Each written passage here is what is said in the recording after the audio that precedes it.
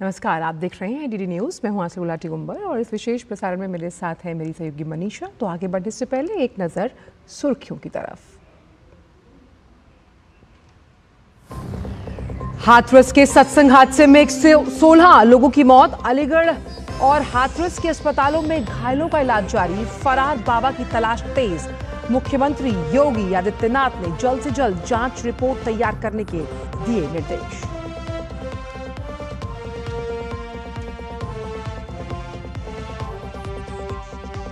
राष्ट्रपति के अभिभाषण प्रस्ताव पर आज राज्यसभा में जवाब देंगे प्रधानमंत्री नरेंद्र मोदी। कल लोकसभा में कांग्रेस को बताया परजीवी, कहा अब उसी भाषा में मिलेगा कांग्रेस को उसकी हर साजिश का जवाब।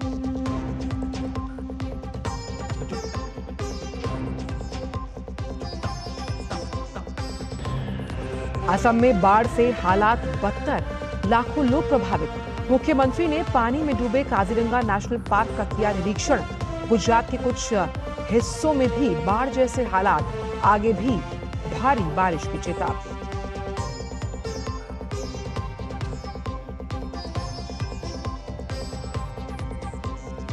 आज नई दिल्ली में global India artificial intelligence summit 2024 की मेजबानी करेगा भारत।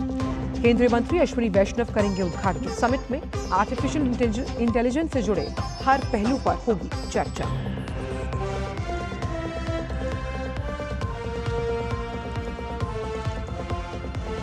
कजाकिस्तान में आज से एससीओ शिखर सम्मेलन। विदेश मंत्री डॉक्टर जयशंकर करेंगे भारत का प्रतिनिधित्व। अफगानिस्तान के हालात और रूस यूक्रेन संघर्ष पर भी चर्चा होने की उम्मीद।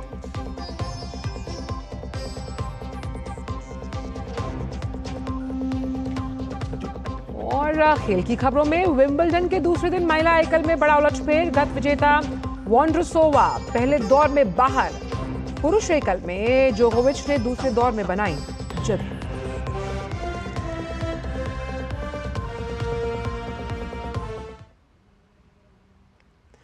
और खबरों में सबसे पहले बात करते हैं उत्तर प्रदेश के हाथरस जिले के सिकंदराऊ क्षेत्र में आयोजित एक सत्संग में मची भगदड़ को लेकर, जहां अब तक 116 लोगों की मौत हो चुकी है, जबकि दर्जनों लोग घायल हैं।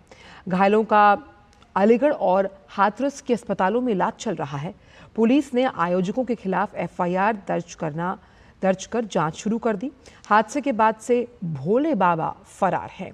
पुलिस उसकी तलाश कर रही है। बाबा नारायण हरि का फोन भी बंद आ रहा है। माना जा रहा है कि बाबा हाथरस सीमा से बाहर हैं। मुख्यमंत्री योगी आदित्यनाथ ने 24 घंटे के अंदर जांच रिपोर्ट सौंपने के लिए कहा। इस बीच सीएम योगी ने कहा कि यह हादसा है या साजिश, इसकी भी जांच होगी। घटना पुलराई गांव में सत्संग के दौरान की है, जिसमें शामिल होने के लिए बड़ी संख्या में लोग आए थे।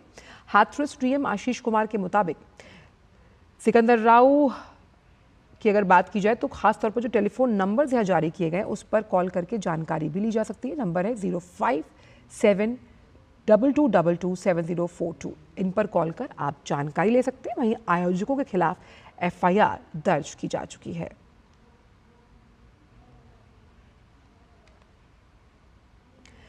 सत्ताईस जून को शुरू हुई राज्यसभा की 264वीं सत्र की कार्यवाही आज भी जारी रही और आज प्रधानमंत्री नरेंद्र मोदी राष्ट्रपति के अभिभाषण पर धन्यवाद प्रस्ताव पर चर्चा का जवाब देंगे। राज्यसभा में धन्यवाद प्रस्ताव पर चर्चा के लिए 21 घंटे का वक्त तय किया गया है। राष्ट्रपति द्रौपदी मुर्मू ने 27 जून को लोकसभा और राज्यसभा की संयुक्त बैठक को संबोधित किया था और अगले 5 वर्ष के लिए नई सरकार के रोडमैप की रूपरेखा पेश की थी।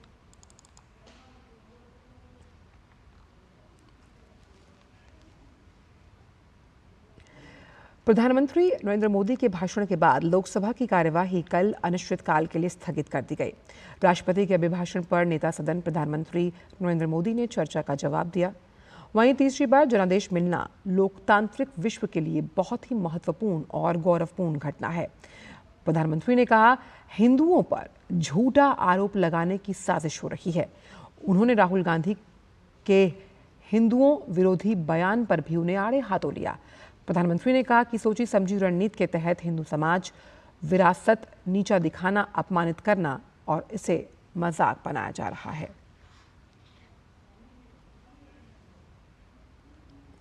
पूर्वोत्तर का राज्य असम बाढ़ की विभीषिका से जूझ रहा है। असम में बाढ़ और बारिश ने भारी तबाही मचा रखी है। डिब्रूगढ़, नगांव, गोलाघाट समेत कई और जिले पानी में डूब गए। घरों में घुटने तक पानी भरा है। असम के 19 जिलों में फिलहाल बाढ़ और भारी बारिश के कारण स्थिति गंभीर है। तिनसुकिया जिले के लायका दोधिया के लोगों का जीवन बुरी तरह प्रभावित हुआ। वहीं काजीरंगा राष्ट्रीय उद्यान में बाढ़ की स्थिति गंभीर बनी हुई है। यहाँ 167 शिविर पानी में डूब गए। कल असम के मुख्यमंत्री हेमंत बिस्वा शर्मा ने गोलाघाट जिले के बोकाखाट में बाढ़ प्रभावित क्षेत्रों का निरीक्षण किया। मुख्यमंत्री ने काजीरंगा नेशनल पार्क में भी बाढ़ की स्थिति की समीक्षा की है।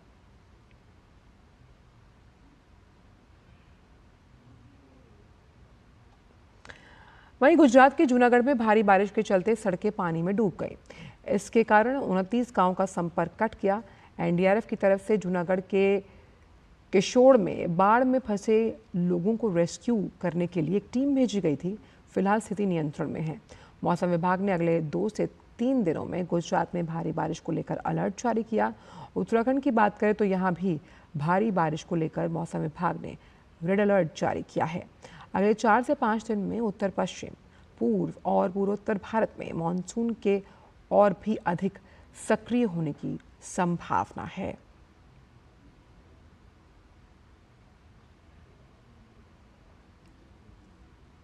आज से नई दिल्ली में ग्लोबल इंडिया एआई शिखर सम्मेलन 2024 की शुरुआत होनी है। 3 और 4 जुलाई को होने वाले इस शिखर सम्मेलन का उद्घाटन केंद्रीय इलेक्ट्रॉनिक्स और सूचना प्रौद्योगिकी, रेलवे और सूचना एवं प्रसारण मंत्री अश्विनी वैष्णव करने वाले हैं। इसके साथ ही सम्मेलन को इलेक्ट्रॉनिक्स और आईटी, वाणिज्य और उद्योग राज्य मंत्री जितिन प्रसाद भी संबोधित करेंगे। जिम्मेदार कृत्रिम बुद्धिमत्ता यानी कि एआई के विकास को बढ़ावा देने के लिए इसकी प्रतिबद्धता को रेखांकित करने के कारण ये शिखर सम्मेलन भारत के लिए बहुत महत्वपूर्ण है।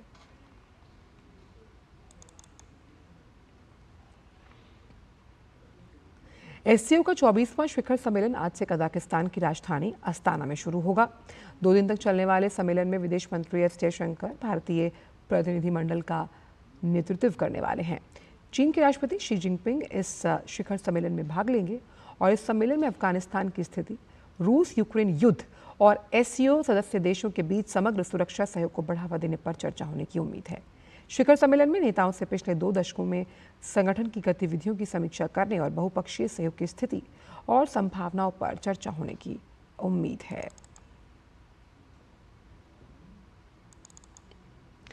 विदेश मंत्री डॉक्टर एस जयशंकर शंघाई सहयोग संगठन के शिखर सम्मेलन में भाग लेने के लिए कजाकिस्तान की राजधानी अस्ताना में पहुंचे हैं और जयशंकर ने कजाकिस्तान के उप प्रधानमंत्री और विदेश मंत्री से मुलाकात की। उन्होंने एक्स पर पोस्ट कर लिखा, आज अस्ताना में कजाकिस्तान के उप प्रधानमंत्री और विदेश मंत्री मूरत नूरलेव से मिलकर प्रसन्नता हुई। एससीओ परिषद के राष्ट्राध्यक्षों के शिखर सम्मेलन के लिए मेजबानी और व्यवस्था के लिए उनका धन्यवाद। इस दौरान दोनों देशों के बीच विस्तारित रणनीतिक साझेदारी और विभिन्न प्रारूपों में मध्य एशिया के साथ भारत की बढ़ती भागीदारी पर चर्चा की गई। क्षेत्रीय और वैश्विक मुद्दों पर भी विचारों का आदान प्रदान किया गया।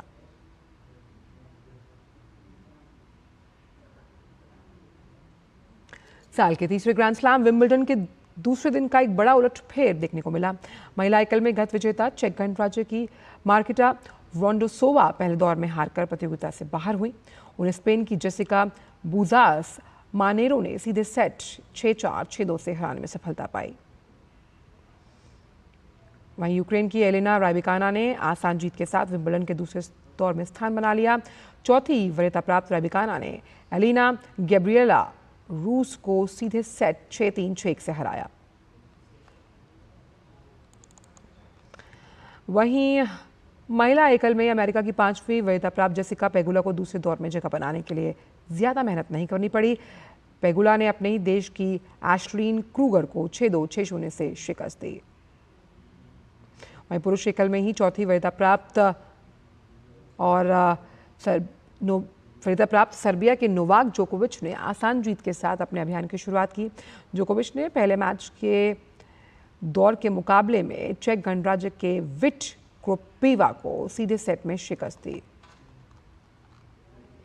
पुरुष एकल में ही चौथी वरीयता प्राप्त जर्मनी के अलेक्जेंडर ज़ेवरेव को पहले दौर की बाधा पार करने के लिए ज़्यादा मेहनत नहीं करनी पड़ी। ज़ेवरेव ने पहले दौर के मैच में स्पेन के रॉबर्टो कार्बोलो को सीधे सेट 6-2, 6-4, 6-2 से हराकर दूसरे दौर में प्रवेश किया।